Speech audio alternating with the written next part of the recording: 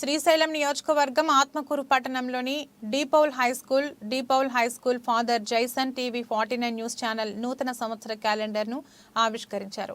Father Jason మాట్లాడుతూ ప్రజలకు నీతి నిజాయితీగా ఉన్నది ఉన్నట్లుగా వార్తలను అందించడంలో టీవీ 49 న్యూస్ ఛానల్ ఎల్లప్పుడూ ప్రజలకు అందుబాటులో ఉంటుందని, అనతి కాలంలోని టీవీ 49 న్యూస్ ఛానల్ ప్రజలకు చేరువైందని అన్నారు.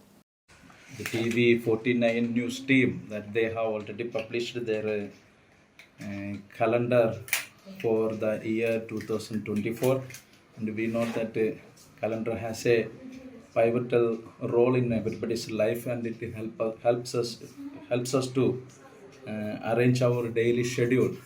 So in that case they have done a great work, and also at this on this occasion I also take this opportunity to congratulate them and wish them every success in their future commitments. Thank you.